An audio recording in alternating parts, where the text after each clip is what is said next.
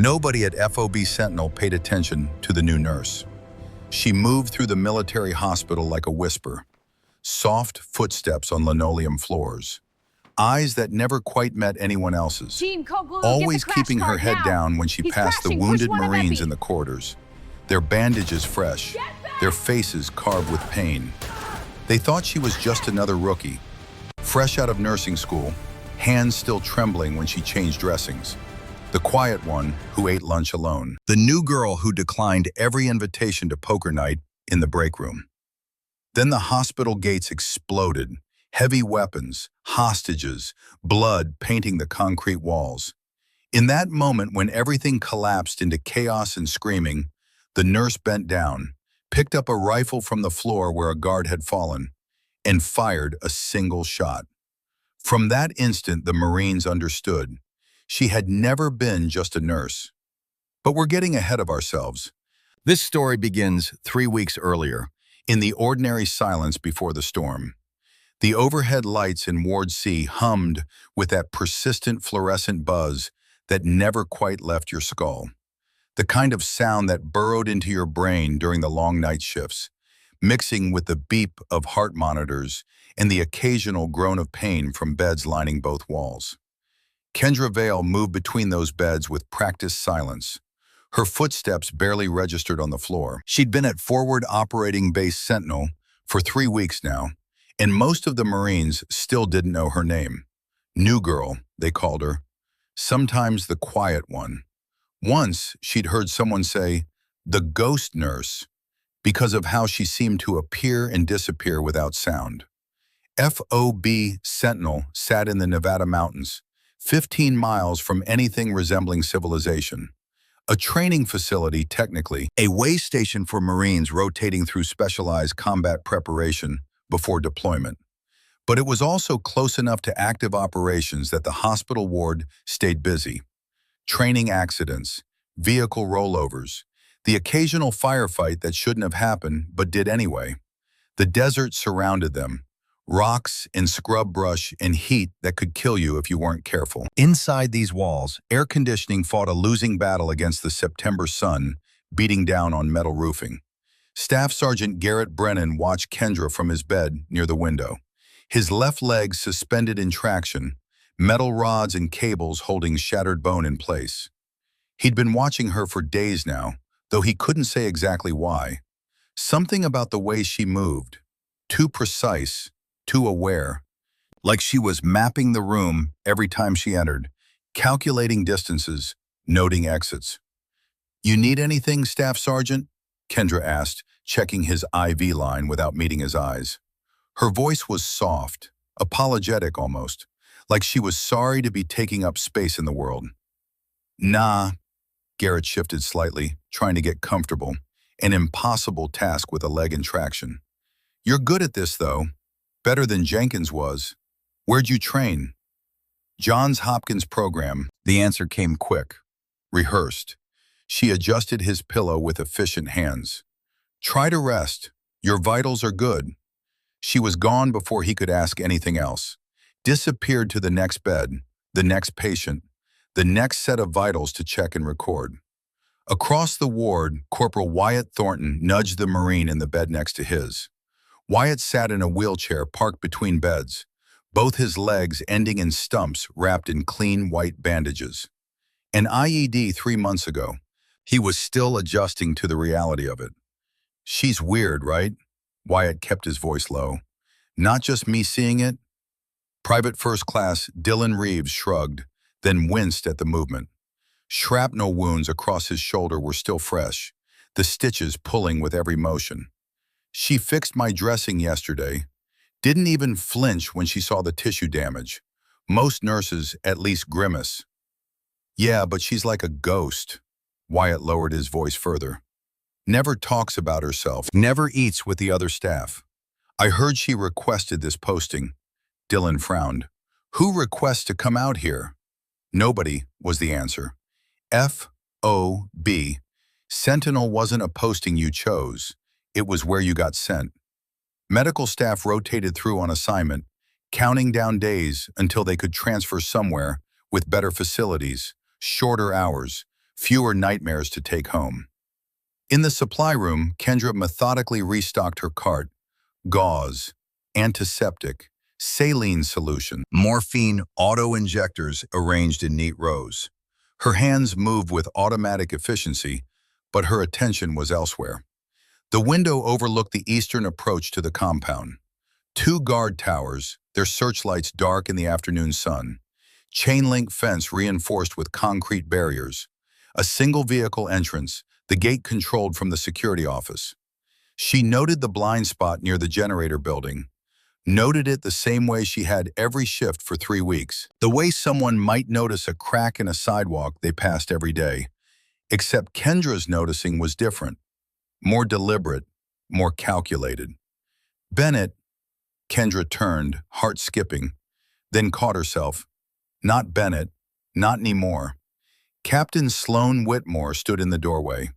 The head nurse was 40 years old with iron gray hair pulled back in a tight bun and eyes that missed nothing. She'd been running this ward for 2 years, had seen medical staff come and go, had developed a sixth sense for the ones who wouldn't make it. Vale, Sloan corrected herself, reading Kendra's nameplate.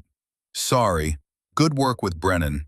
His infection markers are finally dropping. Thank you, ma'am. Sloan studied her for a moment, really looked at her, the way Kendra tried to avoid. You settling in okay? I know this place can be intense.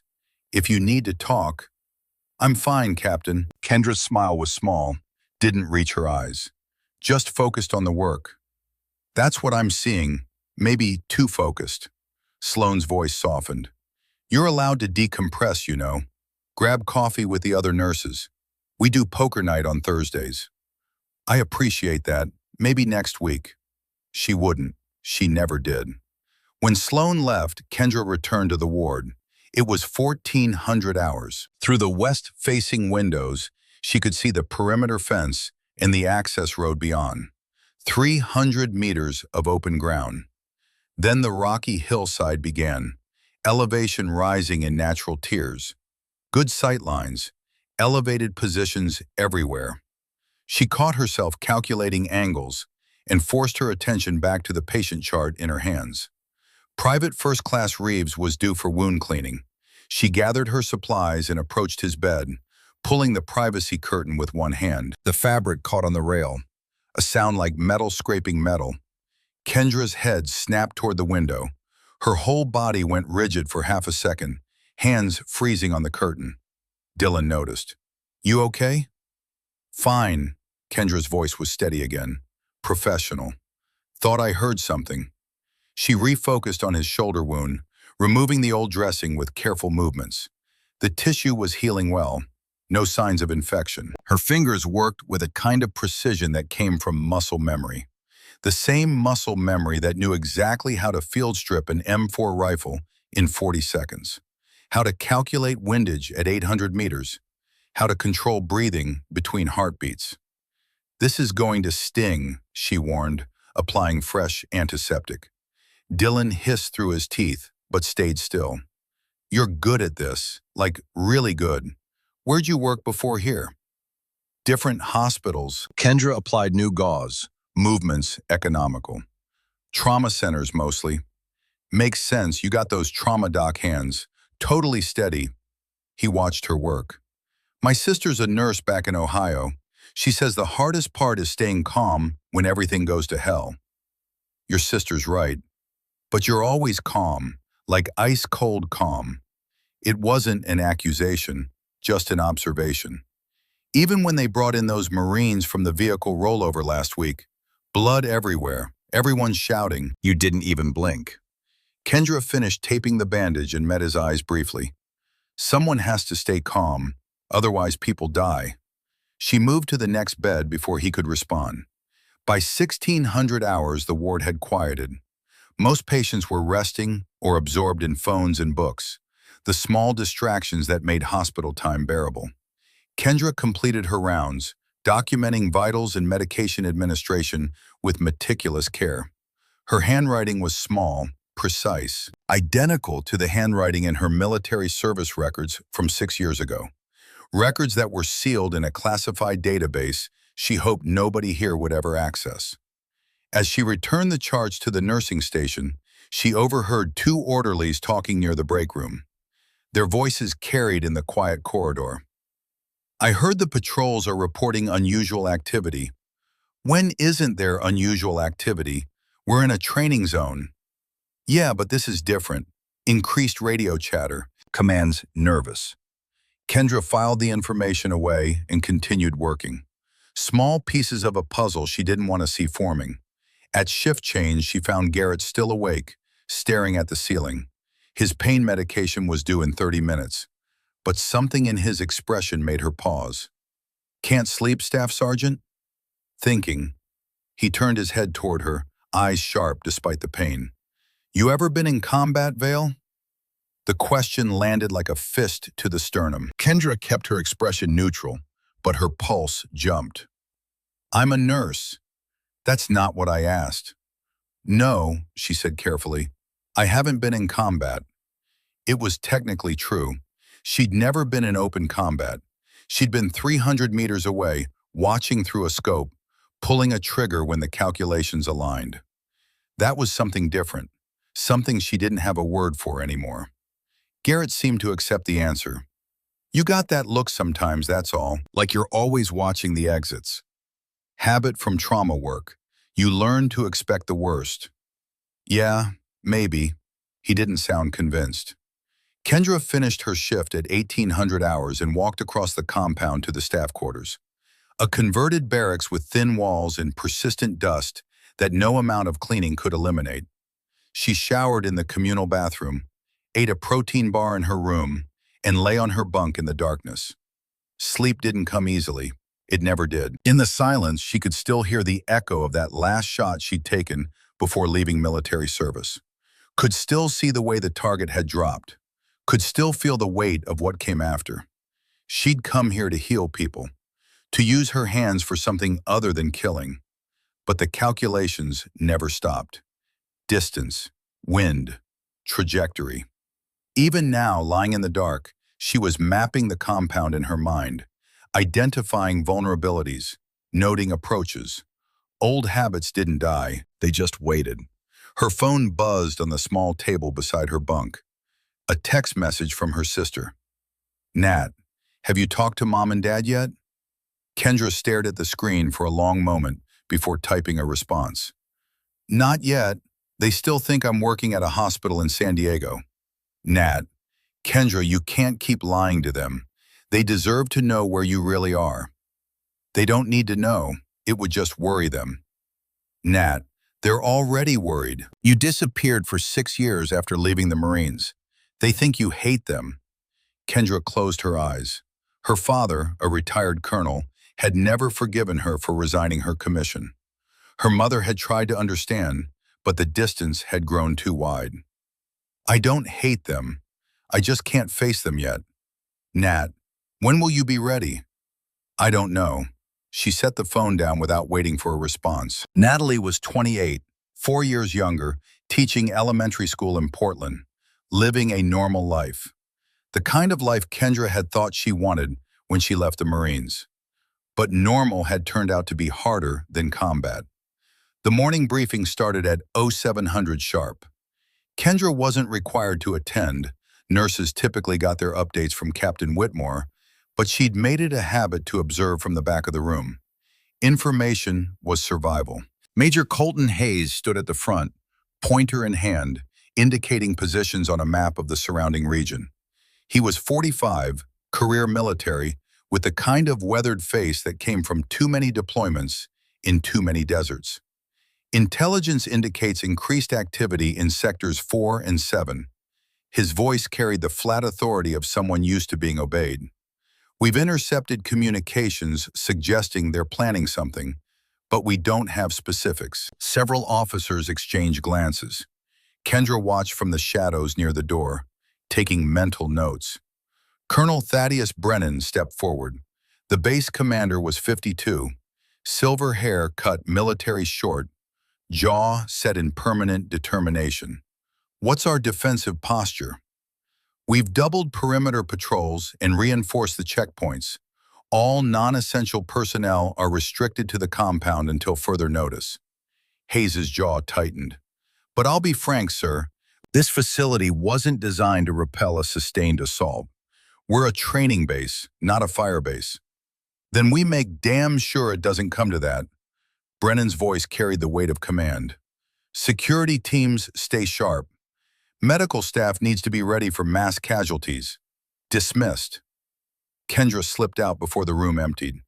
The morning was already heating up, the sun beating down on metal roofing with relentless intensity. Back in the ward, Garrett was awake, working through physical therapy exercises with one of the orderlies.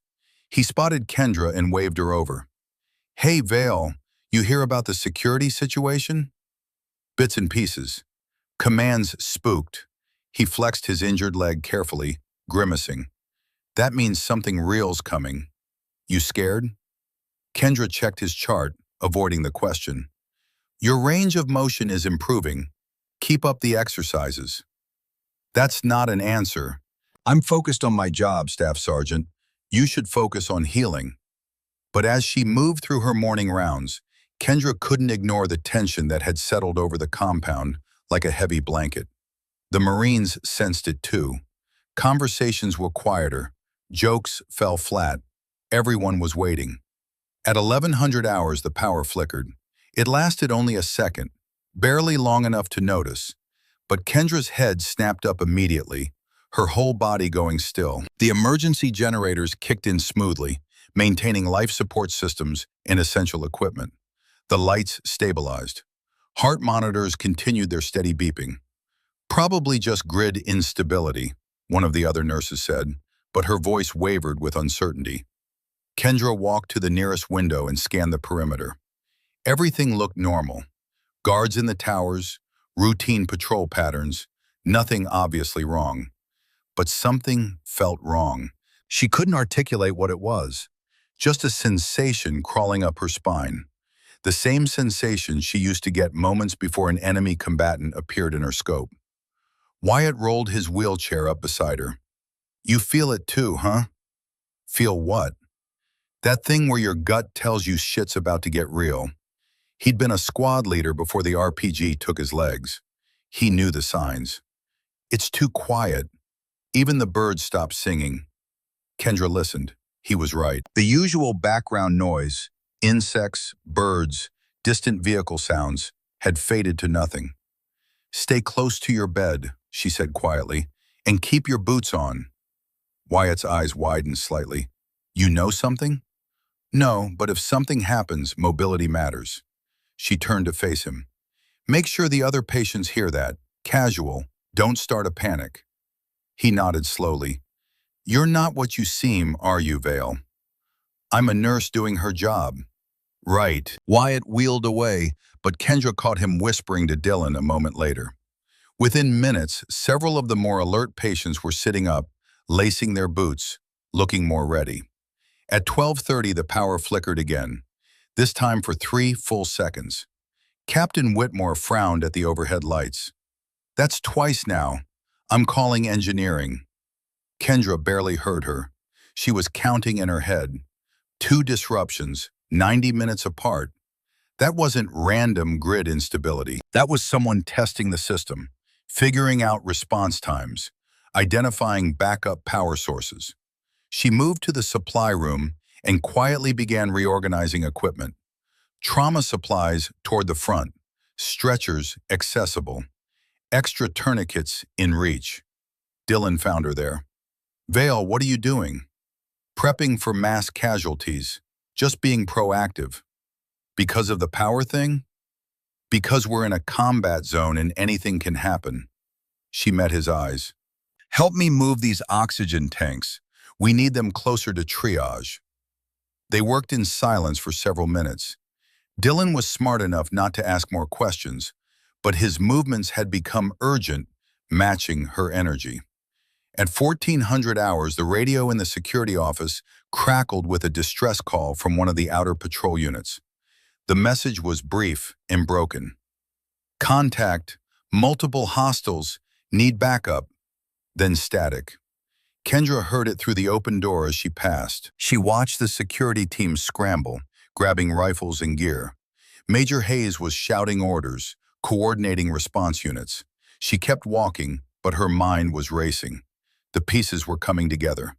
Power disruptions to test defenses and confuse sensors. Probing attacks on outer patrols to draw resources away from the main compound. Classic diversionary tactics before a primary assault. She found Captain Whitmore in the administrative office. "Ma'am, request permission to begin emergency triage setup." Sloan looked up from her paperwork, confusion crossing her face. "We haven't received any mass casualty alerts. The patrol unit that called for backup, if they're engaging multiple hostiles, will have wounded coming in fast. Better to be ready." The captain studied her for a long moment. "You're very calm about this." "Someone has to be." "Fair enough. Do it. Take whoever you need." Kendra gathered 2 orderlies and began converting the physical therapy room into an overflow triage area. They moved tables, set up IV poles, organized supplies with military efficiency.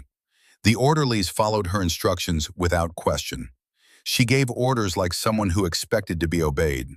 At 14:45, the convoy returned.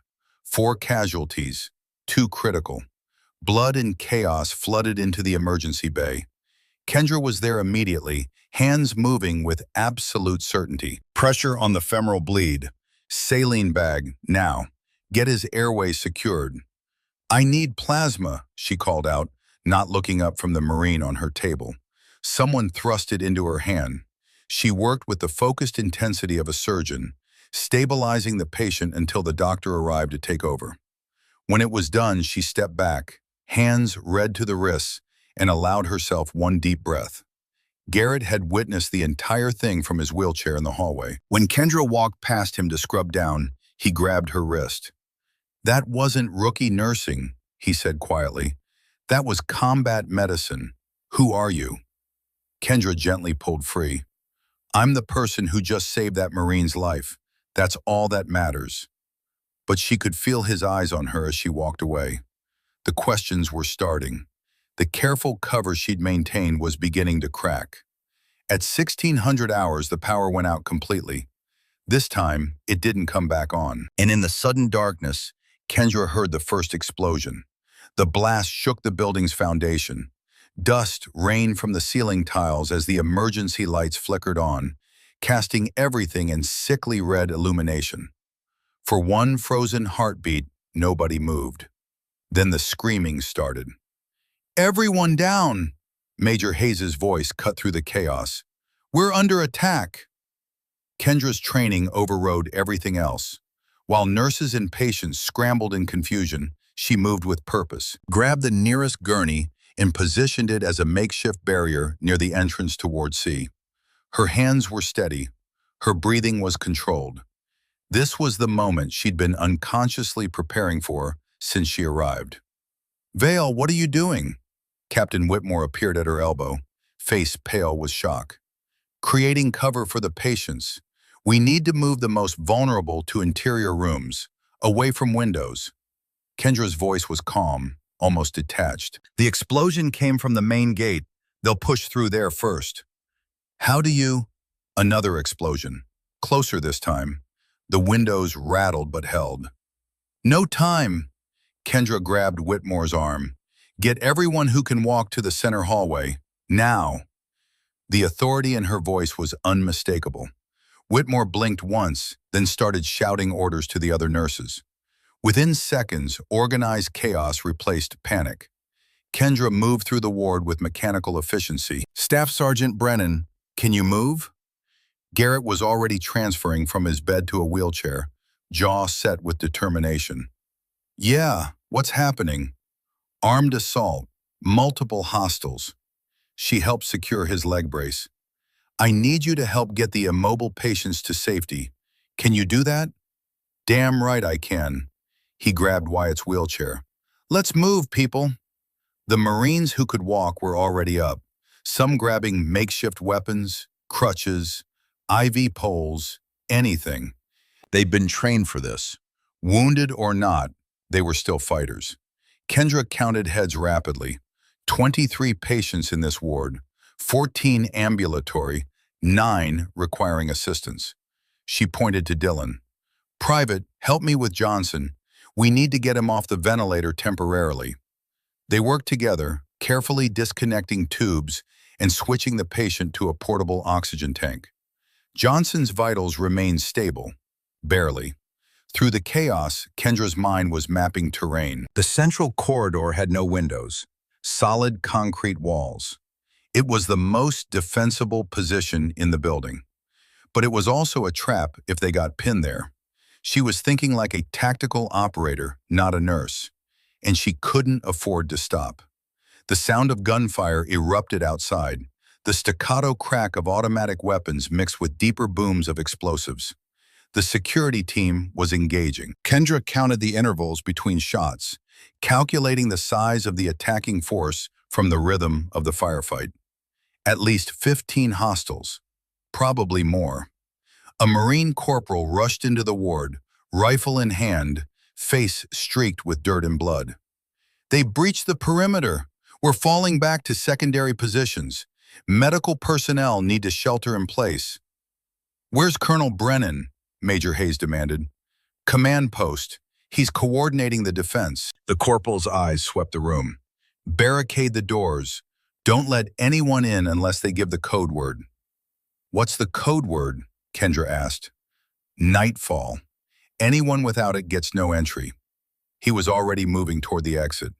"Good luck." He disappeared into the smoke-filled corridor. Kendra turned to Whitmore. "We need to secure all entry points. Heavy furniture against the doors. Windows covered.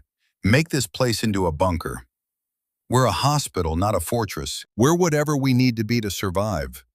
Kendra was already pushing a supply cabinet toward the main entrance. Several Marines moved to help, their faces set with grim determination. Wyatt wheeled himself over to Kendra. "You've done this before." It wasn't a question. Kendra didn't answer. She braced her shoulder against the cabinet and shoved it the final few inches into position. "Everyone who can fight needs a defensive position. Windows, doorways, any approach vector." "Approach vector," Wyatt repeated slowly. "That's not nurse talk." A tremendous explosion rocked the building, so close that the floor buckled. Ceiling panels crashed down. Someone screamed. The lights went out again, even the emergency systems, plunging them into complete darkness. Kendra's night vision adapted immediately. She could hear everything: ragged breathing, whispered prayers, the distant sound of boots on concrete. The enemy was inside the compound now, inside the building. "Everyone stay quiet," she whispered, her voice carrying just far enough. "Don't make a sound." The darkness pressed in like a physical weight. Kendra moved by memory and instinct, positioning herself near the barricaded door. Her hand found a fire extinguisher mounted on the wall. Not ideal, but it would work as a weapon if necessary. Footsteps in the hallway, multiple contacts moving with tactical precision. Kendra's pulse didn't change. 72 beats per minute, same as always when she was in the zone.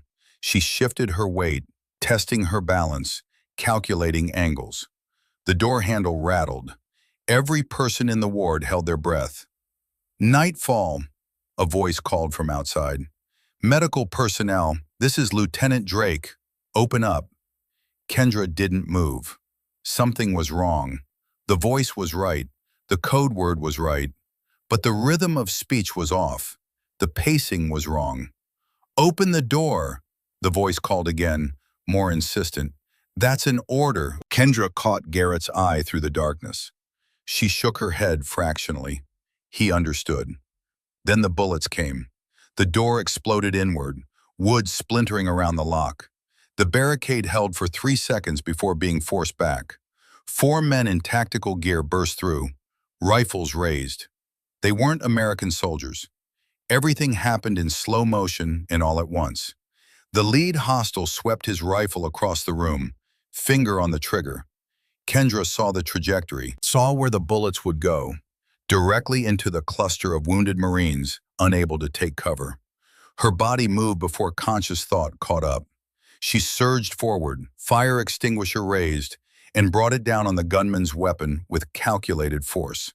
The rifle discharged into the floor as it was knocked from his hands.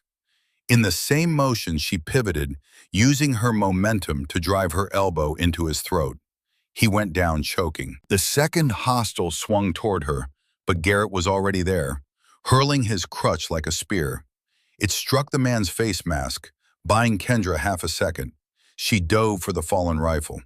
Her hands found it in the darkness. Muscle memory took over. Check the safety, confirm the round in the chamber, acquire the target. The room was chaos. Marines fighting with whatever they had. Nurses screaming. Hostiles trying to gain control. Kendra rolled to a kneeling position, brought the rifle to her shoulder, and through the mass of moving bodies in flickering shadows, found her target. The third hostile. Center mass. Clear shot. She exhaled slowly and pulled the trigger. The rifle report was deafening in the enclosed space. The third hostile dropped instantly. A neat hole punched through his chest armor at the precise weak point where the plates overlapped. A gap most people didn't even know existed. Silence crashed down like a wave. Every eye in the room locked onto Kendra.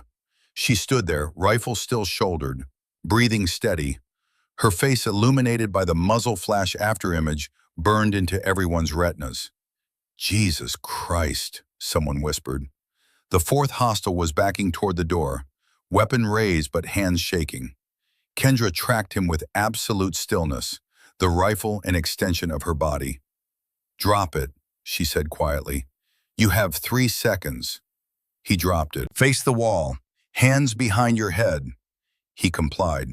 Kendra kept him covered while Garrett and another Marine secured him with supply tubing used as improvised restraints.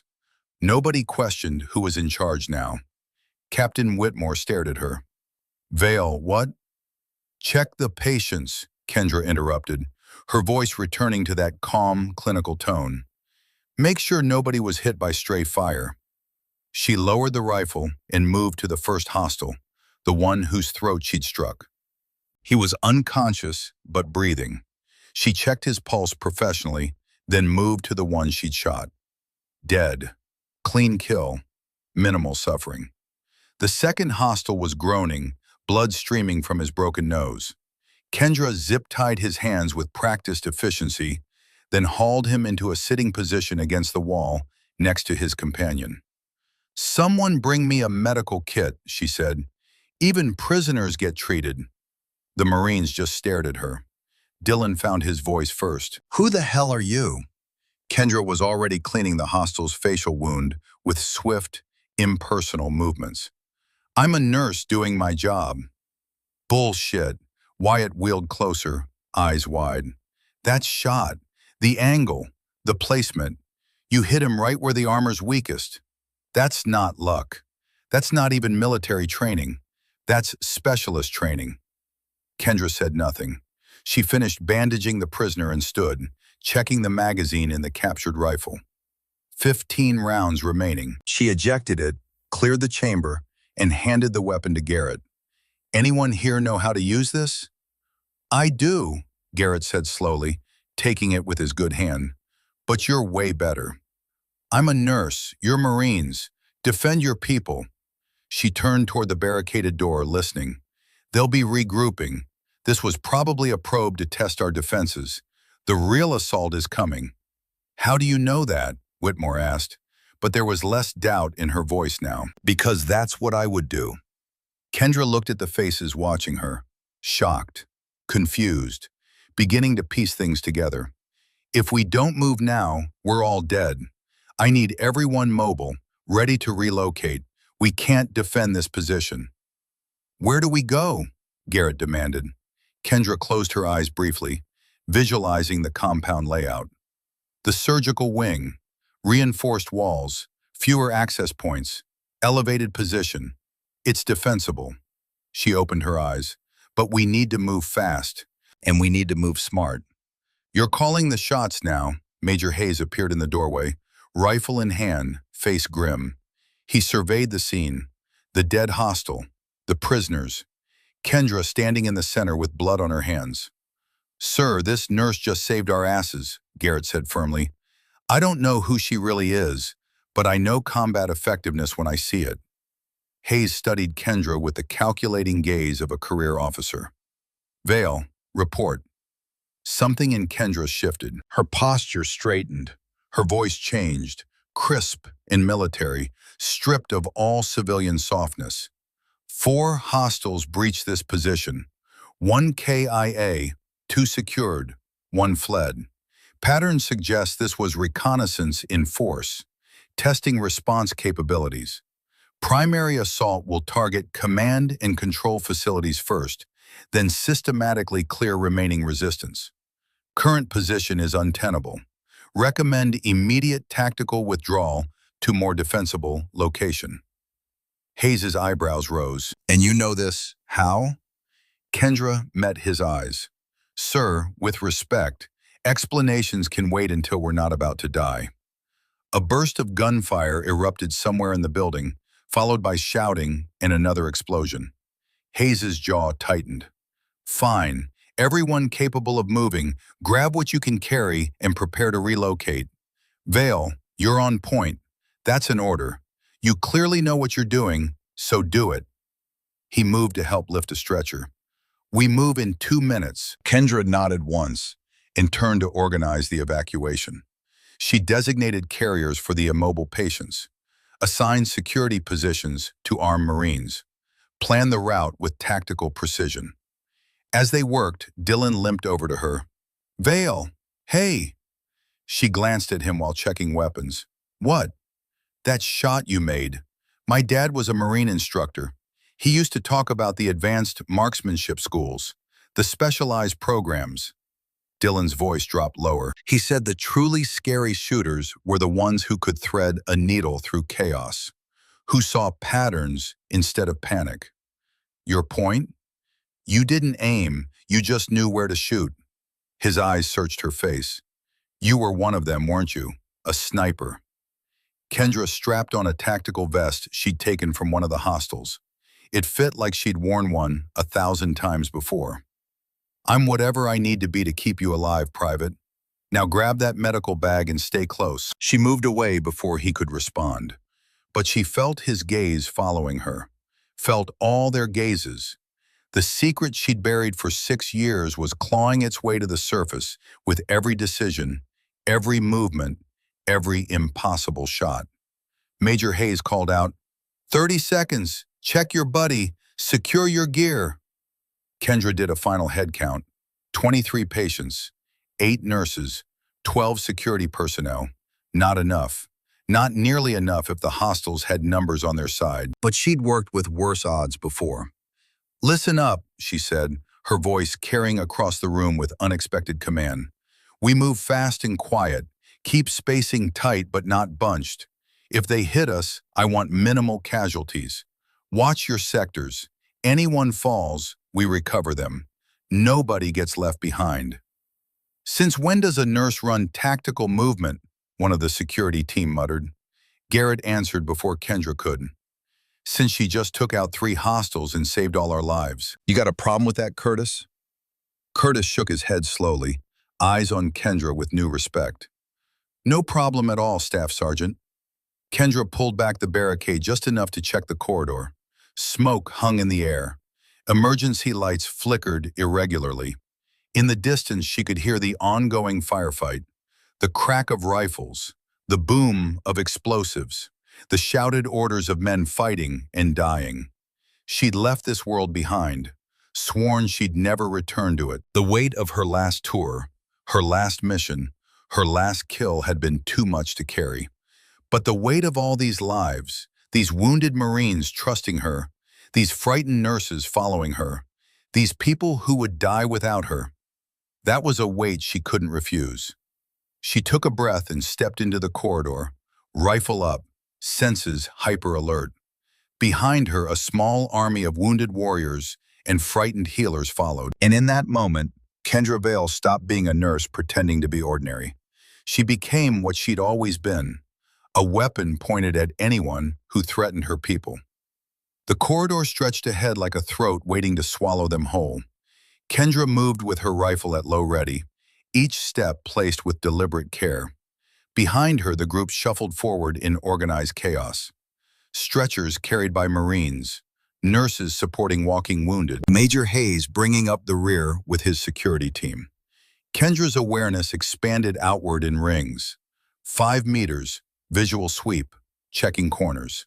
10 meters, audio scan, filtering footsteps from ambient noise. 15 meters, tactical assessment, identifying cover positions and kill zones. The compound's layout unfolded in her mind like a three-dimensional map. She knew where they were, knew where they needed to go, knew every intersection, every sight line, every place an ambush could wait. She raised a fist, military hand signal that came as naturally as breathing. Everyone froze. Kendra tilted her head, listening. There, 2 floors up, the scrape of boots on concrete. She counted the rhythm. 3 men moving, tactical stack formation, heading toward the stairwell that intersected their route. Hayes, she whispered without turning. Hostiles converging on stairwell B. We need alternate route. How do you... He caught himself. Alternate route. Go. Kendra pivoted, leading them down a maintenance corridor she'd noticed during her first week. It was narrow, lined with pipes and electrical conduits, barely wide enough for the stretchers. But it was also structurally reinforced and had no windows. A tunnel rather than a gallery. Garrett wheeled alongside her at the front. You memorized the entire building layout, didn't you? Habit. That's not a normal habit. Neither is getting shot at. They emerged into a junction room filled with laundry equipment. Kendra held up a hand, scanning the space. 2 doors, one leading toward the surgical wing, one leading outside. She moved to the external door and peered through the reinforced glass. The compound yard was a war zone. Smoke drifted across the open ground. Bodies lay scattered, both attackers and defenders. Fires burned in 2 buildings. And approaching from the east, moving with military precision, were at least 20 more hostiles. They've got numbers, she muttered. They've got coordination. She watched their movement patterns, reading the tactical formation like a language. Professional, not insurgents. This is a trained unit. What? Hayes appeared at her shoulder, following her gaze. His face went pale. Jesus Christ. Those are mercenaries, Kendra finished. Probably former military. They're executing a proper assault plan. She pointed. Fire team providing suppression. Breaching team on the move. Support element waiting for the opening. You're reading all that from here? Kendra turned away from the window. We need to move, now. They'll have that door breached in 3 minutes. She led them toward the surgical wing at a faster pace. Patients grimaced in pain but didn't complain. They'd all seen the enemy forces. They understood the stakes. Halfway there, Kendra spotted movement ahead. A figure rounding the corner. She had her rifle up in an instant, sight picture perfect, finger on the trigger. Nightfall, the figure shouted, hands raised. Lieutenant Drake, don't shoot. Kendra lowered the weapon. Drake stumbled toward them, his face blackened with soot, uniform torn. Lieutenant, status. Drake's hands were shaking. They hit us everywhere at once. Coordinated strikes on communications, power, perimeter defenses. We've got maybe 20 effective fighters left. The rest are dead, wounded, or cut off. His eyes found Hayes. Sir, Colonel Brennan is pinned down in the command post. He's calling for everyone to fall back to the surgical wing for a last stand. Then that's where we go. Hayes squeezed Drake's shoulder. Get yourself together, son. We need every rifle. They reached the surgical wing 5 minutes later. The heavy security doors were already barricaded from the inside. Kendra had to give the code word 3 times before they'd open. The scene inside was controlled chaos. Wounded Marines lined the walls. Medical staff worked frantically to stabilize critical patients. Colonel Brennan stood at a makeshift command center, coordinating with the remaining security forces via handheld radio. He looked up as they entered, his eyes sweeping the group. then locking onto Kendra. She still carried a rifle like she was born with it. Who's in charge of this group? I am, sir, Hayes reported, but we had assistance.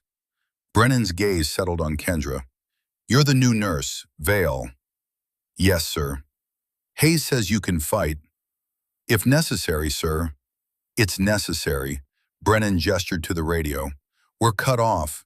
Air support is 30 minutes out, assuming they can get clearance to engage in this area. Reinforcements are even further. We're on our own. He studied her with the intensity of a man making a life or death calculation. Can you shoot? Kendra felt every eye in the room on her, felt the weight of the question and everything it implied.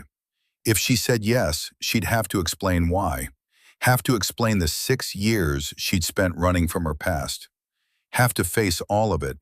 But outside these walls, armed men were coming to kill everyone she'd sworn to protect. Yes, sir, she said quietly. I can shoot. Then grab a rifle and get to the second floor. We need eyes on the eastern approach. He turned back to his radio before she could respond. Kendra handed her current weapon to Garrett and moved toward the weapons locker. A staff sergeant was distributing ammunition. When he saw her, he hesitated. Colonel says you can fight. The skepticism was obvious. That's what he says. You know how to handle a rifle? Kendra picked up an M4 carbine, checked the chamber, verified the optics. Testing the trigger pull. Made 3 micro adjustments to the stock and sling, all in under 15 seconds. The staff sergeant's eyebrows rose. Okay then, what else you need? Sidearm, extra magazines, tactical vest if you have my size. She paused. And if there's a marksman rifle in there, M110 or similar, I'll take that instead. We've got one M110, but it's for designated marksmen only. Kendra met his eyes. I know. Something in her voice made him step aside. He pulled out a case and opened it, revealing a pristine M110 semi-automatic sniper system. Kendra's hands trembled slightly as she lifted it. The first time her hands had shaken all day. She'd sworn she'd never touch one of these again. Dylan had followed her. He watched her inspect the weapon with the kind of reverence usually reserved for religious artifacts. You really were a sniper, he said softly. Kendra loaded a magazine and chambered a round. I was a lot of things. She slung the rifle across her back and grabbed the extra ammunition. Now I'm the person between those men and the people in this building. How many confirmed kills do you have? The question hung in the air.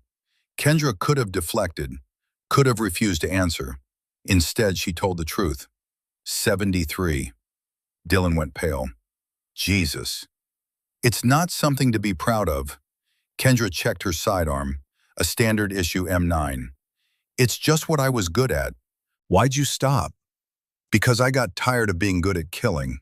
She started toward the stairs. Now I'm trying to be good at saving. Not sure which one's harder. She climbed to the second floor, finding a position near a reinforced window with clear sight lines to the eastern approach. The window was already sandbagged. Someone had prepared this position earlier. Kendra set up the rifle, adjusted the bipod, checked the scope 0, calculated for wind and distance. Muscle memory flowed like water. 3 years of training, 2 years of active deployment, 5,000 rounds on the range, and 73 lives taken from hundreds of meters away. Her hands were steady now. This was familiar ground. A Marine corporal was already at the next window, watching through binoculars. He glanced over. You're the nurse, right? The one who killed 3 guys downstairs? 2, Kendra corrected, idoscope. 1's still alive. Still, he looked at her rifle. You know how to use that thing? Kendra found a target in her scope, a hostile moving across the compound, 800 meters out. She watched him, calculating. Wind from the west at 8 knots, temperature 76 degrees, barometric pressure standard. The distance was nothing. The shot was clean. She adjusted her breathing and squeezed. The rifle bucked gently against her shoulder. 800 meters away, The hostile dropped. The corporal's binoculars swung to follow. Holy shit! Did you just— They're moving to flank the southern position, Kendra reported calmly, already scanning for the next target. 3 fire teams, staggered approach. Someone needs to warn the defenders. The corporal grabbed his radio, stammering out the warning. Colonel Brennan's voice crackled back, demanding details. Who spotted them? The corporal looked at Kendra. Vale, 2nd floor, eastern window. A pause. Copy that. Vale, this is Brennan. Give me a count. Kendra swept her scope across the battlefield. 27 hostiles visible. Estimate another 15 to 20 hidden or in reserve. They're setting up a mortar position behind the motor pool. Recommend immediate countermeasures. Another pause. Understood. Good eyes, Vale. Keep feeding me intel. Roger that, sir. The corporal stared at her. You're not just a sniper. You're like an elite-level sniper. Kendra found another target. Exhaled. Filled. I'm whatever we need to survive. The battle developed like a deadly chess match. Kendra called out positions, patterns, tactical movements while systematically eliminating high-value targets. Spotters, communications personnel, anyone coordinating the assault. Her shots were precise and economical. No wasted ammunition, no missed shots. After her 8th kill, the corporal asked, "Where'd you learn to shoot like that?" Kendra adjusted her scope, tracking a target behind partial cover. Long time ago. Was it Army? Marines? Marines. The word came out before she could stop it. She squeezed the trigger. 9. The corporal's head snapped toward her. You're a Marine? Was. Different lifetime. Kendra ejected the spent magazine and loaded a fresh one. Focus on your sector, Corporal. We've got more incoming. But he wasn't letting it go. How long ago? 6 years since I mustered out. What was your MOS? Kendra's finger paused on the trigger. Military occupational specialty. The question that would expose everything. She could lie, should lie, but the charade was already over. And maybe some small part of her was tired of hiding. Scout Sniper, 0317.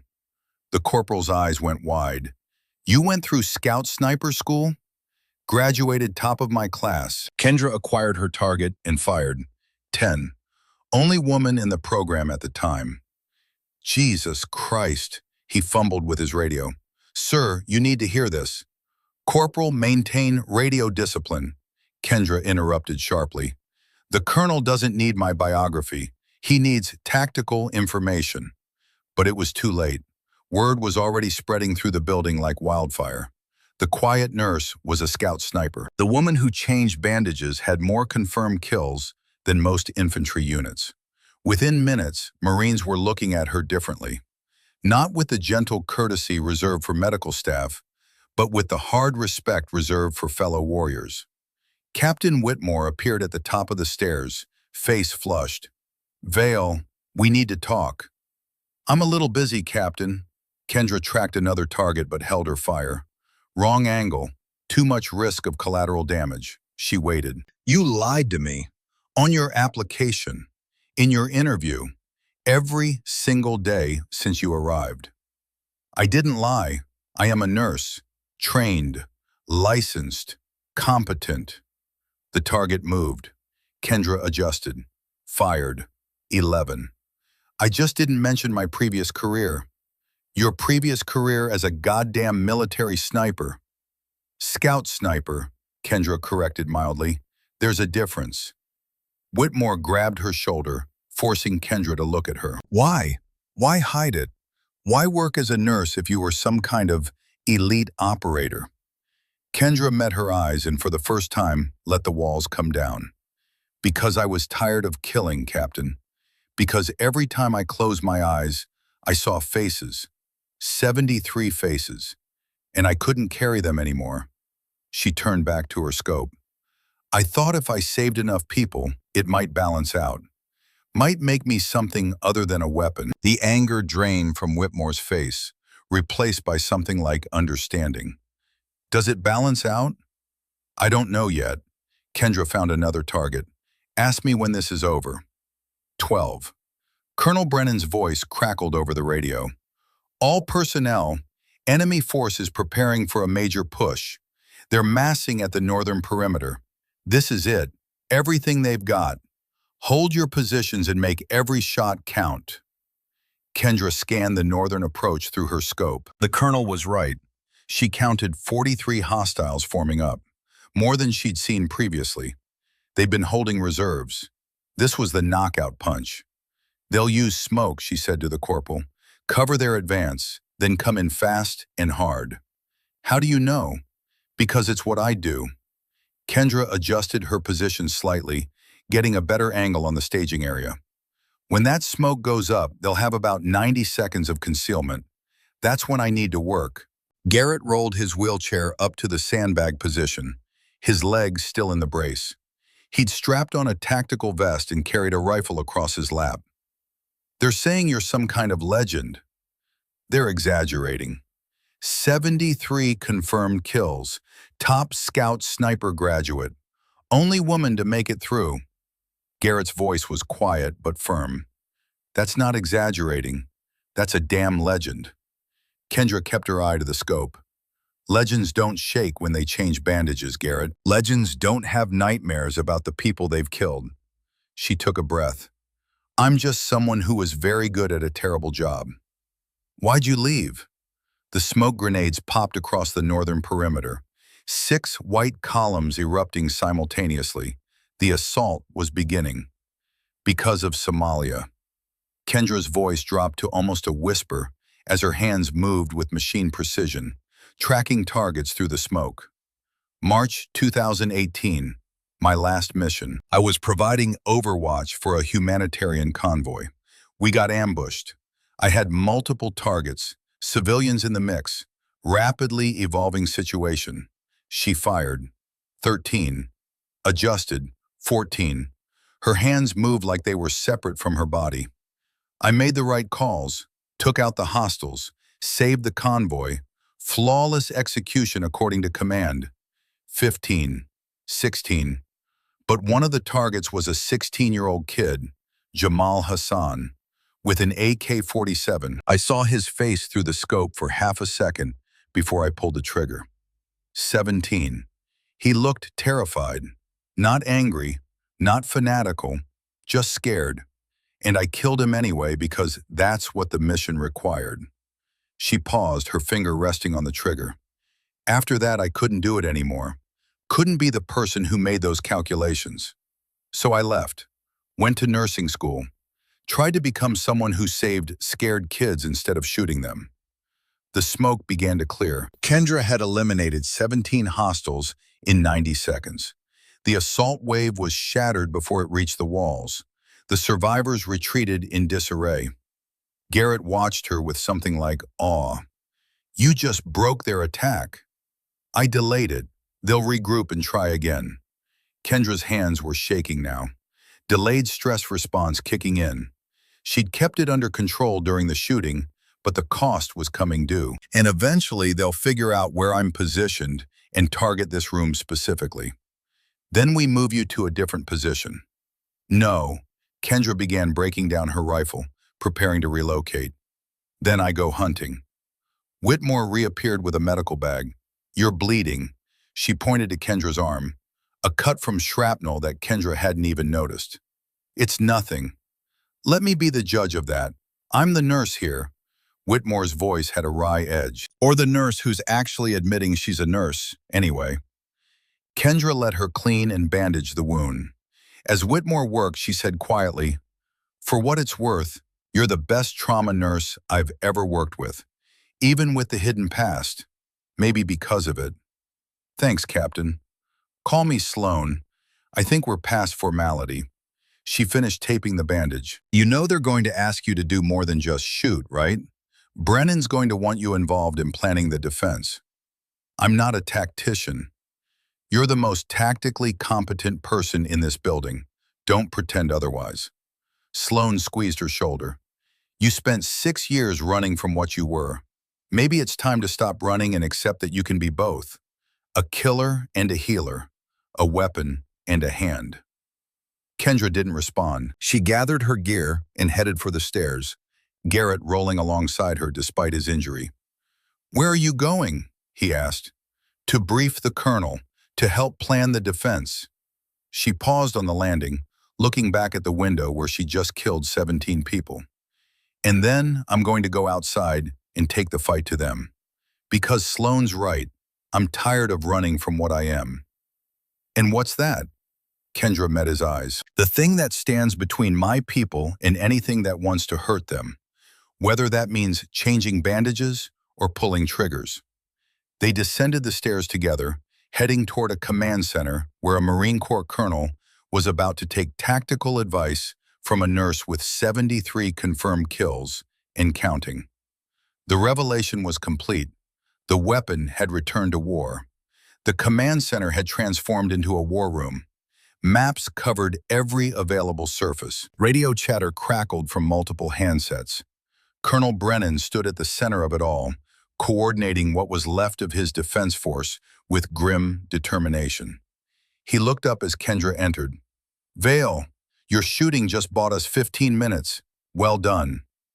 "They'll adjust their tactics, sir. Next assault will be harder." "Then we'd better be ready." Brennan gestured to the map. "I'm open to suggestions." Every head in the room turned toward Kendra. The weight of their attention was suffocating. She'd spent 6 years avoiding exactly this, being the person in charge, making the calls that determined who lived and died. But they were waiting, and people were dying. Kendra stepped forward and studied the map. "Current defensive posture is purely reactive. We're waiting for them to hit us, then responding. That's a losing strategy against superior numbers." "We don't have the manpower for offensive operations," Hayes said. "We're down to maybe 30 effective fighters, many of them wounded." "Then we don't need offensive operations. We need to make them think we have them." Kendra pointed to the map. "They're staging here, here, and here. 3 separate rally points. That means they're divided, expecting us to stay buttoned up." "Where are you going with this?" Brennan asked. "We hit their staging areas, quick strikes, disrupt their organization, make them uncertain." Kendra traced routes on the map. "I can take out their command element from long range, force them to waste time reorganizing, buy us the 30 minutes until air support arrives." "You want to go outside the wire? Alone?" Hayes looked incredulous. "That's suicide." "No, it's calculated risk." Kendra met his eyes. "I've operated in hostile territory before. I know how to move unseen, how to find positions, how to disappear, and more importantly, I can take shots they won't expect from angles they haven't covered. You'll be surrounded by hostiles with no support. I'll have support." Kendra turned to Garrett. "Staff Sergeant Brennan has radio training. He can coordinate my positions with your defensive fire. Create the illusion of multiple attackers." Garrett nodded slowly. "Deception through coordination. Make them think we have more people than we do." "Exactly." Kendra turned back to Brennan. "Sir, they're expecting a fortress defense. Let's give them a nightmare instead." Brennan studied her for a long moment. "You're really a scout sniper." "Was, sir, but the training doesn't expire." "Neither does the crazy, apparently." He looked at the map again, then at his watch. "Air support is 28 minutes out. You think you can stay alive that long?" "I've survived worse odds." "That's not an answer." "It's the only answer I have, sir." Brennan exhaled slowly. "Do it. But Vale, you get in trouble out there, we can't help you. You'll be on your own." "Understood." Kendra gathered her gear: rifle, ammunition, tactical vest, sidearm. She moved with the mechanical efficiency of someone who'd done this 100 times before. Sloane appeared with additional supplies. "Extra medical kit, tourniquets, quick clot, because you're still a nurse and nurses plan for worst-case scenarios." "Thanks." Kendra strapped on the kit, trying not to think about having to use it on herself. Dylan limped over, his face pale but determined. "Let me come with you. You need a spotter." "You can barely walk, Private." "I can see fine, and I'm a decent shot." His jaw set stubbornly. Marines don't leave Marines to fight alone. Kendra started to argue, then stopped. He was right. She did need a spotter. And more than that, she understood the need to contribute, to fight, even when your body was broken. Stay close, follow my lead. If I say run, you run. She looked at him seriously. You understand? This isn't bravery we're doing, it's necessity. I understand. They moved to the emergency exit on the ground floor, a reinforced door facing the eastern perimeter. Kendra cracked it open and scanned the area. Smoke still hung in the air from the earlier fighting. Bodies littered the compound. The enemy had pulled back to regroup, leaving a temporary lull. Time to move, she whispered. They slipped through the door and into hell. The compound had transformed into a moonscape of destruction. Craters pocked the ground, buildings smoldered. The air smelled of cordite and burning rubber. Kendra moved through it like a ghost, using every piece of cover, every shadow, every distraction. Dylan followed with surprising grace despite his injuries. The kid had good instincts. They reached the motor pool in 4 minutes, a collection of damaged vehicles that provided excellent concealment.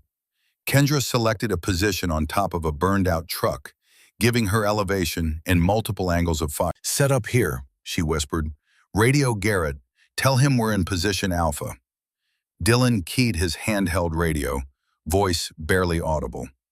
Command, this is Reaper 2. Position Alpha established. Copy Reaper 2, Garrett's voice came back. Standing by. Kendra settled into her rifle, scanning through the scope. The enemy staging area was 600 meters north. She could see hostiles moving around, organizing equipment, treating their wounded. They thought they were safe. Though the hospital staff was pinned down and helpless, time to correct that assumption. She found the command element, 3 men standing around a map directing others. Leaders, high-value targets. She ranged them. 632 meters. Wind negligible. Clear shot. Dylan, count of 3. I fire, then you call it in. Roger. Kendra controlled her breathing, found the perfect stillness between heartbeats. 3. The rifle barked. The first commander dropped. Before his companions could react, Kendra had already shifted to the second target. Fired. He went down. The third man dove for cover. Smart. But Kendra had anticipated it. She tracked his movement and put a round through his shoulder as he scrambled behind a barrier. Reaper 2 to command, Dylan called. 3 targets down at northern staging area. Enemy is scattered. Brennan's voice came back. Copy. Defensive teams prepare to engage on my mark. The hostiles at the staging area were panicking now, unsure where the shots came from. Some fired wildly toward the hospital. Others looked for the sniper in completely wrong directions. Kendra was already moving, Dylan right behind her. They relocated to a new position, a partially collapsed building offering different angles. Position Bravo, Dylan reported. Kendra found the western staging area through her scope. She took out their communications operator first, then their heavy weapons specialist. 2 shots, 2 kills. The enemy formations began fragmenting, falling back to defensive positions. They weren't attacking anymore. They were reacting. Kendra and Dylan moved again and again. Each position gave her new angles, new targets, new opportunities to sow chaos. The hostiles were firing at ghosts now, wasting ammunition on empty windows and abandoned vehicles. Garrett coordinated perfectly from inside, timing defensive fire to make it seem like attacks were coming from multiple directions. The enemy was surrounded by phantoms. Kendra checked her watch. 15 minutes had passed, 13 minutes until air support. How many have you gotten? Dylan asked as they took position Delta. Kendra ejected a spent magazine. I stopped counting after 20. Jesus, you're tearing them apart. No, I'm buying time. She loaded fresh ammunition. There's a difference. But even as she said it, she felt the old, familiar sensation creeping back.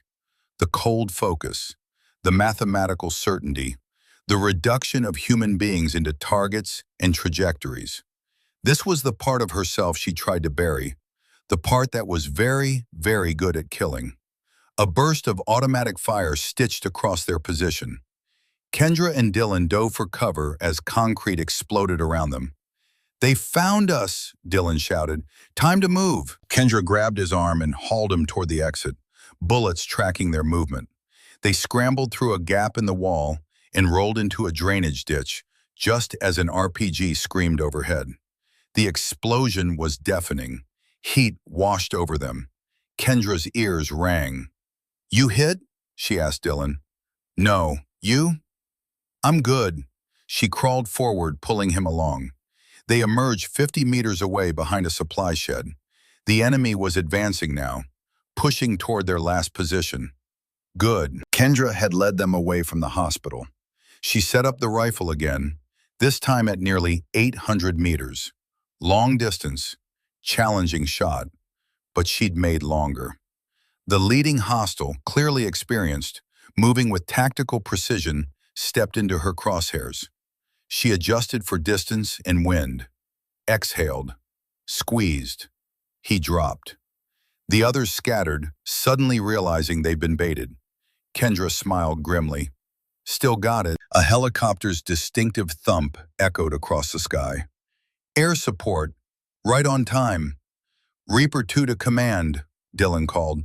"I hear birds. Confirm air support." "Confirmed," Garrett responded. "2 Apache gunships, ETA 2 minutes. You need to mark your position so they don't engage you." Kendra pulled out a strobe marker and activated it. The infrared beacon would be visible to the helicopter sensors. "Marked. Tell them to light them up." The Apaches came in low and fast, their weapon systems acquiring targets with ruthless efficiency. Within seconds, the compound erupted with the sound of chain guns and rockets. The enemy forces that had been hunting Kendra suddenly found themselves as prey. It was over in 5 minutes. The silence that followed was profound. Kendra lowered her rifle and just breathed. Dylan sat beside her, staring at the devastation with wide eyes. "We did it," he whispered. "We actually did it. The helicopters did it. We just set them up." Kendra stood slowly, every muscle aching. "Come on, let's get back before they think we're hostiles." They made their way back to the hospital through the wreckage. The Marines at the door recognized them immediately, not as a nurse and a wounded private, but as the two-person nightmare that had turned the tide. Colonel Brennan met them in the entrance. "Hell of a show, Vale." "Just doing the job, sir." "That was way beyond the job." He looked at her seriously. "I'm putting you in for commendation. What you did today saved a lot of lives." Kendra thought about the lives she'd taken, added them to the running total in her head. "With respect, sir, I'd rather you didn't. I'm trying to leave that part of my life behind." "I don't think that's possible anymore." Brennan gestured to the Marines gathering around. "These people know what you are now, know what you can do. You can't put that genie back in the bottle." He was right. Kendra could see it in their faces. Respect, yes, but also expectation. They'd seen the weapon. They'd never see just the nurse again. And maybe that was okay. Maybe she didn't have to be one or the other. Maybe she could be both. The compound fell into an exhausted quiet. The Apaches made one more pass to ensure all hostiles were neutralized, then departed to refuel. Medical evacuation helicopters were inbound. 30 minutes to start evacuating the most critical patients. Kendra helped with triage, her hands returning to the familiar work of nursing. But everything felt different now. The other nurses watched her differently. The Marines spoke to her differently. She'd crossed a line and there was no going back. She was checking a patient's vitals when the radio crackled with static, then a voice. "This is Corporal Webb, Southern Perimeter. We've got a situation out here." Kendra's head snapped up. She grabbed the radio from the nearest Marine. "Webb, this is Vale. What's your status?" "Vale, the sniper nurse." Webb's voice was strained. "We got caught by a secondary cell we didn't know about. Took out most of them, but they got us good first. Private Castellan has arterial bleeding. I can't stop it. She's got maybe 5 minutes." Kendra looked at Colonel Brennan. Sir, no, Brennan said immediately. We don't know if that area is secure. I'm not losing anyone else today. Castellan will die without immediate medical intervention. And you'll die if you go out there. Brennan's voice was firm. That's an order. Stand down. Kendra set down her equipment and picked up her rifle. Sir, with respect, I didn't become a nurse to let Marines bleed out. Vale, that's an order. She paused at the door, looking back at him. Sorry, sir, can't follow that one. She was through the door before he could respond. The southern perimeter was 400 meters away across open ground, completely exposed. Kendra moved fast but smart, using what cover existed, constantly scanning for threats. Her nurse's instinct screamed that every second counted. Her sniper's instinct screamed that rushing would get her killed. She compromised, moving in controlled sprints between cover points. Halfway there, movement caught her eye. A hostile, wounded but armed, struggling to bring his rifle to bear. He hadn't seen her yet. She could take the shot easily, but something made her hesitate. He was bleeding badly, probably dying already. Young, maybe 20. She thought about the 16-year-old in Somalia, the scared face through her scope. Drop it, she called out, rifle aimed. Drop the weapon and I'll get you medical help. The hostile turned toward her, eyes wide with pain and fear. For a moment she thought he might comply. Then he swung his rifle up. Kendra fired. He dropped. She stood there for a heartbeat, waiting for the familiar rush of guilt. But it didn't come. This was different from Somalia. This wasn't a kid caught up in something he didn't understand. This was a professional fighter who'd attacked a hospital, who'd made his choice. She continued moving. The southern perimeter position was a disaster. 3 Marines down, 1 clearly dead, 1 unconscious.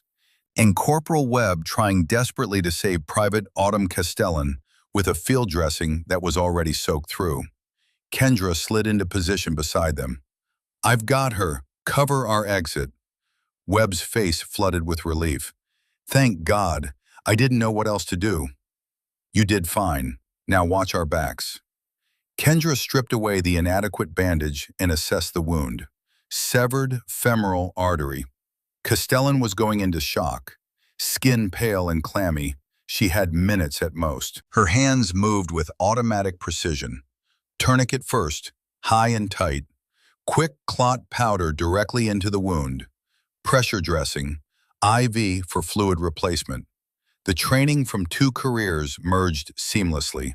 The sniper's steady hands, the nurse's medical knowledge. Stay with me, Castellan, she murmured. You're not dying today. Autumn's eyes fluttered open. Vale, they said, sniper.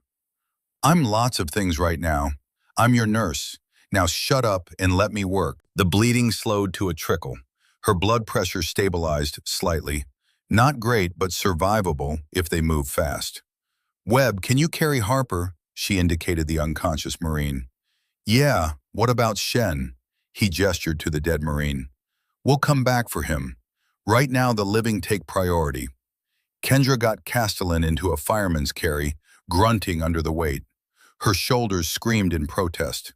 Let's go. They started back toward the hospital, moving as fast as they could with their burdens. Kendra's legs burned. Her wounded arm leaked blood through the bandage, but she kept moving. They were 50 meters from safety when Kendra heard it, the distinctive sound of a heavy machine gun being racked. Down! She screamed. They hit the ground as bullets tore through the air where they'd been standing. The weapon was positioned in the wreckage of a guard tower, a position Kendra had cleared earlier, or thought she had. We're pinned, Webb shouted, trying to shield Harper with his own body. Kendra's mind raced. The hospital was 50 meters ahead. The machine gun was 70 meters to their right. They were caught in the open with wounded and no cover. The tactical solution was clear. Someone had to take out that gun. The moral calculus was equally clear. She was the only one who could do it. Webb, when I move, you run. Get them to safety. What? No, I'm not leaving you. That's an order, Corporal. Kendra was already sliding Castellan toward him. "You're a Marine. Marines save their brothers. Now get ready to run." She checked her rifle. 3 rounds left in the magazine, 2 spare magazines in her vest. Probably enough. Hopefully enough. The machine gun opened up again, bracketing their position. Kendra used the noise to mask her movement, rolling to the left toward a shallow crater. The gunner tracked toward her, rounds chewing up the ground. She made it to cover and came up firing. 2 quick shots, both missing. The angle was wrong, and the gunner was partially protected. But it drew his attention away from Webb and the wounded. "Go!" she screamed. Webb hesitated for only a second, then grabbed both wounded Marines and started dragging them toward the hospital. He was strong, but slow with the weight. The gunner swung back toward them. Kendra broke cover and ran perpendicular, drawing fire. Bullets cracked past her head. She dove behind a wrecked vehicle, her heart hammering. She needed a better angle, needed elevation. The burned-out guard tower, next to the machine gun position. If she could get up there, 20 meters above ground, she'd have a clear shot straight down into the emplacement. But getting there meant crossing 30 meters of open ground, directly toward the enemy position, and climbing while being shot at. It was insane. It was also the only option. Kendra took 3 deep breaths, centering herself. This was what scout snipers did. The impossible shots, the insane angles, the calculations that required absolute faith in your training. She thought about Castellan bleeding out, thought about Webb struggling to save his brothers, thought about all the Marines in that hospital who trusted her to be the weapon that protected them. She ran. The machine gun opened up immediately.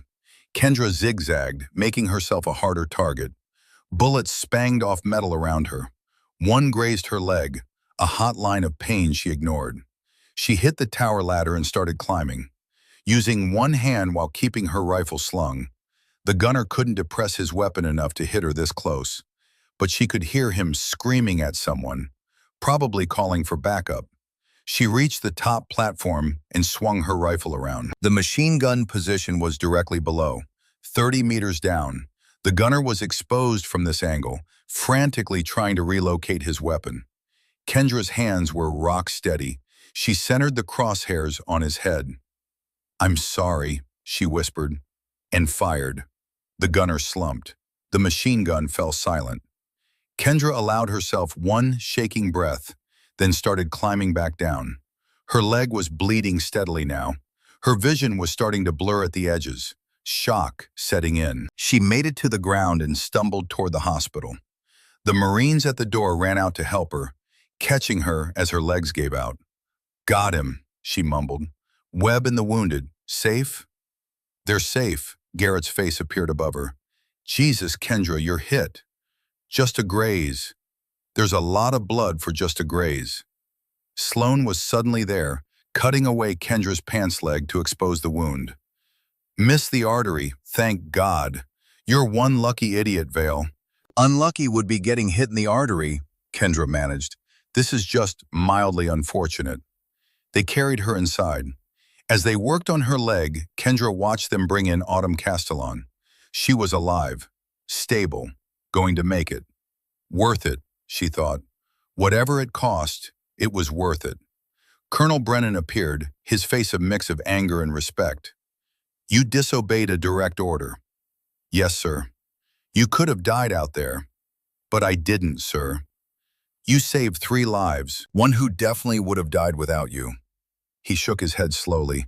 "I should have you court-martialed, but I'm pretty sure every Marine in this building would riot if I tried." "I'm not a Marine anymore, sir. Can't court-martial a civilian." "Technically true." He looked down at her. "But you're wrong about one thing. You'll always be a Marine. The uniform doesn't make you one. The sacrifice does." Kendra didn't have a response to that. She closed her eyes, letting the exhaustion wash over her. She'd survived. They'd survived. And maybe, just maybe, she'd figured out how to be both things at once. The killer and the healer. The weapon and the hand. The medical evacuation helicopters arrived 20 minutes later, their rotors beating the air like artificial thunder. Kendra watched from a stretcher as they loaded the most critical patients first. Autumn Castellan, her color better now after proper transfusions. Harper, still unconscious but stable. A dozen others whose names she'd learned while changing their bandages and checking their vitals over the past 3 weeks. Her leg wound had been properly cleaned and sutured. The medics wanted to put her on the first flight out, but she refused. There were people worse off who needed those seats more. "Stubborn doesn't even begin to describe you," Sloan said, sitting beside her stretcher. The head nurse looked like she'd aged a decade in one day. "I mean that as a compliment. Thanks. I'm putting you in for a civilian Medal of Valor." Brennan agreed immediately. Sloan's voice softened. "What you did today, both of you, the sniper and the nurse, that was heroism by any definition." Kendra watched another stretcher being loaded into a helicopter. "I'm not a hero. I'm just someone who did what needed doing." That's what all heroes say. The compound was slowly coming back to life. Engineers were assessing structural damage. Security teams were establishing a proper perimeter. Reinforcements had arrived from a nearby base, securing the area properly for the first time in hours. And everywhere, Marines were telling stories about the quiet nurse who turned out to be a one-woman army. Dylan limped over, his arm in a fresh sling. "Hey, they're saying you took out at least 30 hostiles today, maybe more." "I wasn't exactly keeping count." "Still," he sat down carefully, "you saved my life." "You saved a lot of lives. That's the job." "No, that's way beyond the job." Dylan studied her face. "You going to stay? Keep being a nurse here?" Kendra looked around the compound, at the burn marks, the bullet holes, the blood stains that maintenance crews were already working to clean. "I don't know. Maybe this place needs someone who can do both jobs, heal and protect. Or maybe you need a place where you can do both," Sloan offered quietly, "where you don't have to choose between being a nurse and being a warrior." Before Kendra could respond, Garrett wheeled up with Wyatt alongside him. "They're saying you might leave," Garrett said without preamble. "Can't let that happen." "Staff Sergeant." "No, hear me out." Garrett leaned forward. "I've been in the Corps for 12 years. I've served with hundreds of Marines, and I've never seen anyone as capable as you.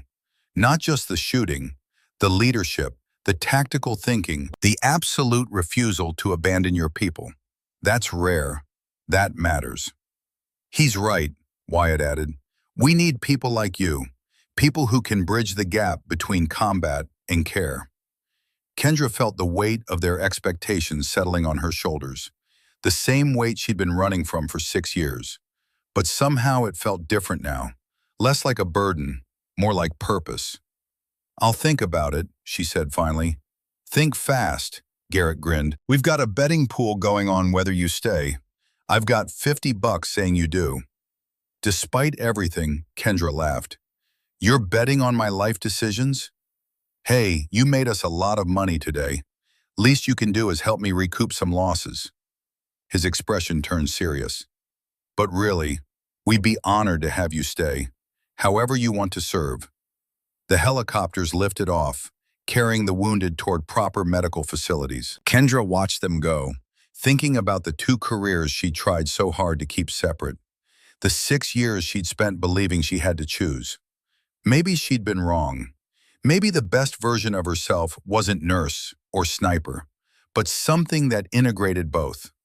A guardian who could heal the hurt and stop the harm in equal measure. Colonel Brennan approached, his uniform still dusty from the battle. "Vale, how's the leg?"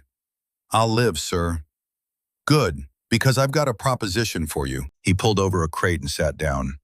"The Corps is developing a new program, trauma specialists with tactical training, embedded with forward units, providing medical care, but also capable of combat operations when necessary. They need people to help design the program, people with unique qualifications." Kendra's eyebrows rose. "You want me to help train combat medics? I want you to help create a whole new specialty. You're living proof it can work." Someone who can operate at the highest level in both combat and care. He met her eyes. You'd have to re-enlist, but you'd be doing something no one else has done, building something that could save thousands of lives. Sir, I left the Corps because you couldn't reconcile the killer with the healer. I get it. Brennan's voice was gentle. But today you proved they're not opposites. They're two sides of the same thing. Protection. And maybe it's time to stop running from what you are and start helping others become it too. Kendra sat with that for a long moment. Around her, Marines were rebuilding, repairing, preparing for whatever came next. They'd survive because people refused to give up, refused to stop fighting for each other. She'd spent 6 years trying to atone for the lives she'd taken.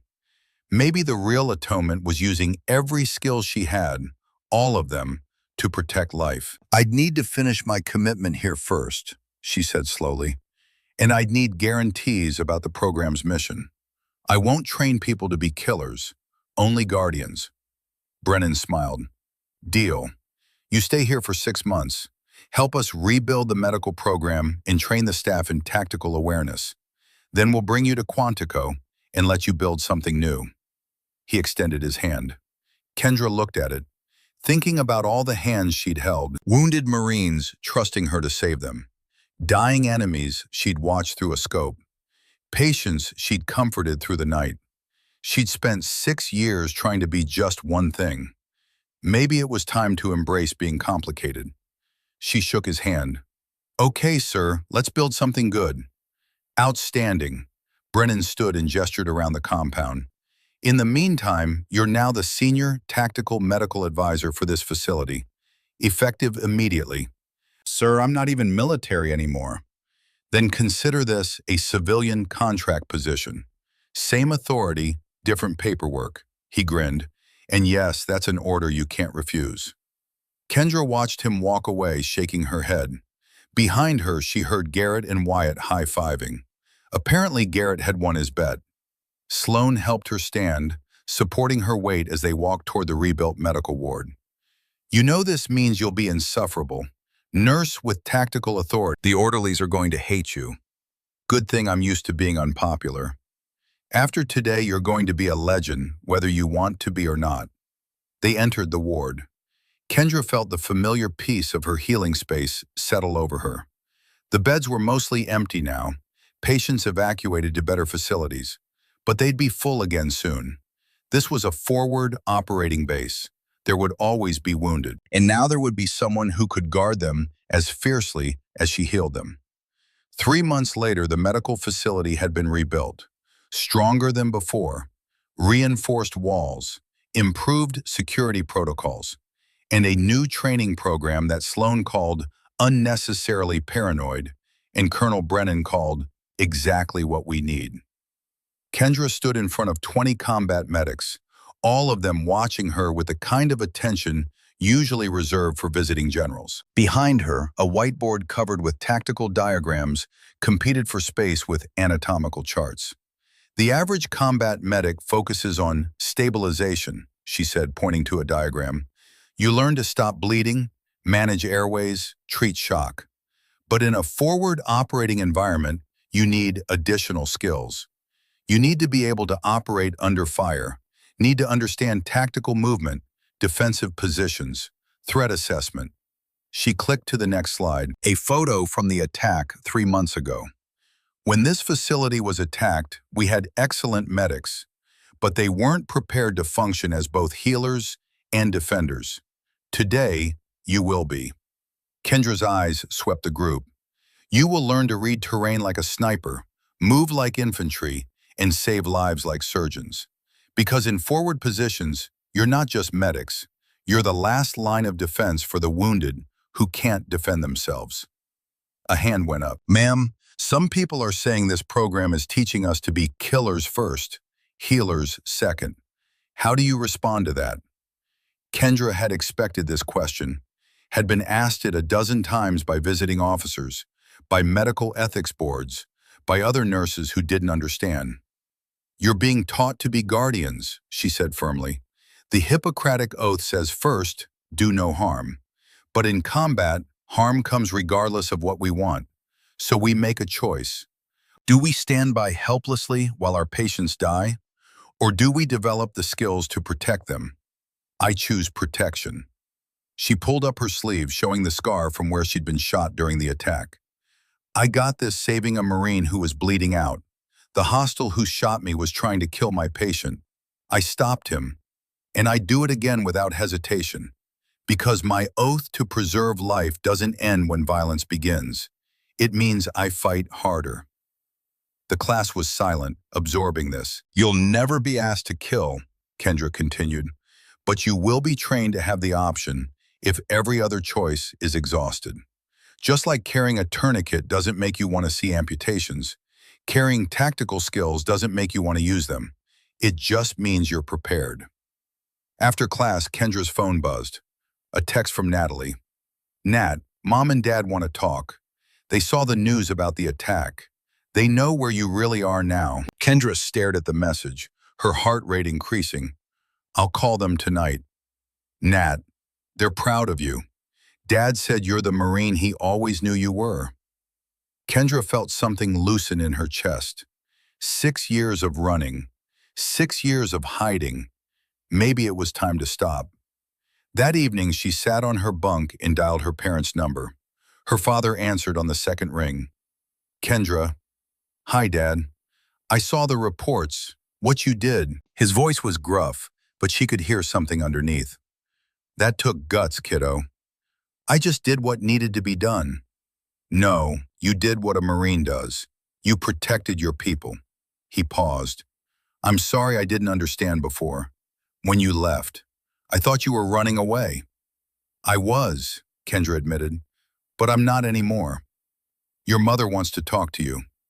Her mother's voice came on the line, warm and familiar. Kendra, baby, are you okay? I'm okay, Mom. I'm actually better than I've been in a long time. They talked for an hour about Somalia, about the guilt she'd carried, about finding a way to be both things at once. When she hung up, Kendra felt lighter. Not forgiven, she didn't need forgiveness, but understood. Finally understood. The next day, Colonel Brennan called her into his office. Pentagon wants to brief you on the Guardian Protocol next month. Joint Chiefs are interested. That's good, sir. It is, but there's something else. He pulled out a folder. We've been tracking the mercenaries who attacked us. Found their leader, Commander Alexei Volkov, former Spetsnaz. His wife and daughter were killed by a U.S. drone strike in Syria. Collateral damage. He was denied compensation, abandoned by both governments. Kendra felt something twist in her gut. So he became a gun for hire. Not exactly. He's been systematically targeting U.S. military installations. Not for money, for revenge. Brennan met her eyes. This wasn't random, Kendra. He chose FOB Sentinel specifically because it's a training facility. He wanted to kill the next generation of warriors. Make us feel what he felt. Kendra thought about the scared hostile she'd offered to help. The one who'd raised his rifle anyway. Where is he now? Dead. The Apache strike got him. Brennan closed the folder. But his story matters, because if we don't fix the systems that create men like Volkov, there will be more attacks, more revenge, more cycles. What do you want me to do? Be part of the solution. The Guardian Protocol isn't just about teaching medics to fight. It's about creating operators who understand the human cost, who see the enemy as more than targets, who protect life even when it's complicated. Kendra nodded slowly. I can do that. 6 months later, Kendra stood at Quantico, watching the first official Guardian Protocol class graduate. 30 combat medics, trained in both healing and protection. Garrett had designed their physical training. Sloan had created their medical curriculum. Dylan was their top shooter. And Autumn Castellan, the Marine Kendra had saved, was their honor graduate. Ma'am, Autumn approached after the ceremony, I wanted to thank you, not just for saving my life, but for showing me what's possible. You did the work, Castellan, but you showed me the path. Autumn smiled. I spent 6 months recovering, thinking about what you said, about being a guardian, and I realized that's what I want to be. Kendra felt pride swell in her chest. Then be it. The world needs more guardians. That night, Kendra sat in her quarters at Quantico, looking at the photograph on her wall. Her scout sniper class. 23 faces, including her own. She'd been so young then, so certain that being a warrior meant only one thing. Now she knew better. She picked up a pen and began writing. Not a report, not a training document, a letter.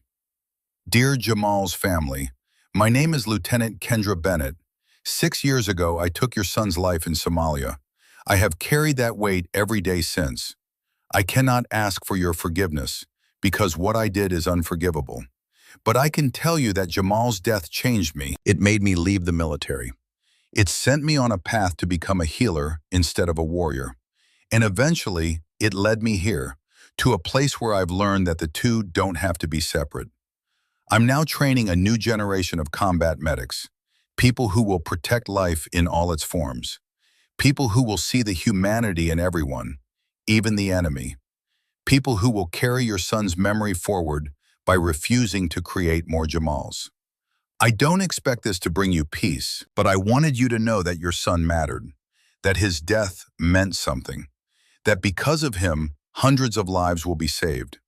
I am so sorry for what I took from you, and I will spend the rest of my life trying to honor his memory. With deepest regret and respect, Lieutenant Kendra Bennett, USMC. She sealed the letter and addressed it to the family in Somalia. She didn't know if they'd receive it, didn't know if they'd read it, but she had to try. A month later, a response arrived. The envelope was worn, the handwriting shaky. Inside was a single page, translated from Arabic. Lieutenant Bennett, we received your letter. For 6 years, we have wondered about the person who killed our Jamal. We imagined a monster, someone without a soul. Your letter shows us you are not a monster. You are a person who made a terrible choice in a terrible situation. Jamal was forced to carry that gun.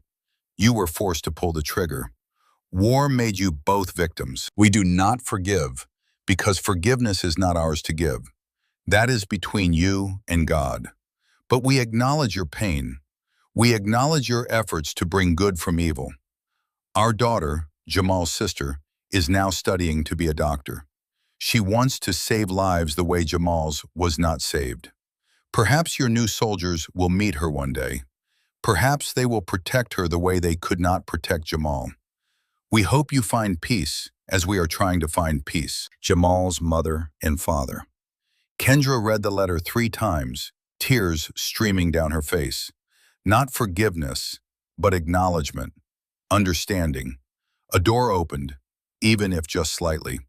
She placed the letter in a frame next to her Scout Sniper class photo. 2 parts of her past, 2 pieces of who she'd been. And on the other wall, she hung a photo from the Guardian Protocol graduation. 30 faces, including Autumn Castellan, all looking toward a future Kendra was helping to build. Not a killer, not a healer, a guardian. The Marines didn't know the rookie nurse was a Marine Scout sniper until armed men stormed the military hospital and she showed them who she really was. Now she was showing the world who she could become. And that was a story worth living.